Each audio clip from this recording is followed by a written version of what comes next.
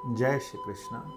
गीता का 5वां अध्याय और 12वां श्लोक, जहाँ भगवान अर्जुन से बता रहे हैं, एक ज्ञानी की स्थिति बता रहे हैं, एक कर्मयोगी की स्थिति बता रहे हैं। युक्त कर्म फलम त्यक्त्वा शांति मापनोति नैष्ठिकम अयुक्त काम करणेन फले सक्तो निबध्यते।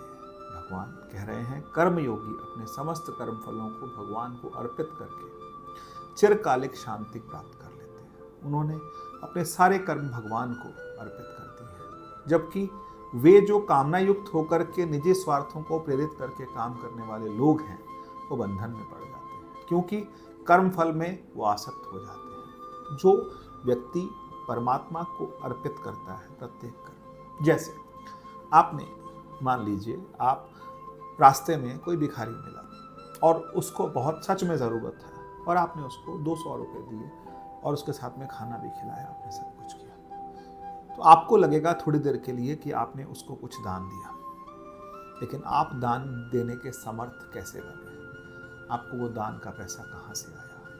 आपको ईश्वर ने इस सामर्थ्य बनाया, इस सामर्थ्य दी कि आप उसे खिला सकें, आप उसे कुछ दे सकें। तो आप देने वाले कुछ समय के लिए हुए, देयर इज नो डाउट, लेकिन आपको निमित्त मात्र, आप सिर्फ निमित्त हैं। आपको देने वाला कौन है? आपने किससे प्राप्त किया? इस संसार से प्राप्त किया, इस परमात्मा की सृष्टि से प्राप्त किया।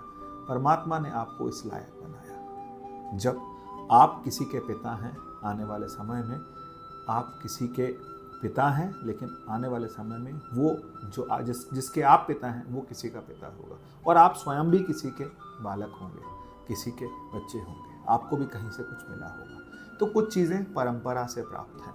हम इस संसार से आए हैं और इस संसार में ही विलीन हो जाएंगे, लेकिन वो शरीर विलीन होगा, वो आत्मा विलीन नहीं होगी। ये ज्ञान हर समय रहे, वो जो दृष्टि है वो हमेशा परम तत्व की तरफ बनी रहे। तो फिर ऐसे में मनुष्य कर्म फल को त्याग कर देता है, कर्म फल के अंदर नहीं फंसता, वो चिर शांति को प्राप्त होता है। जय श्री।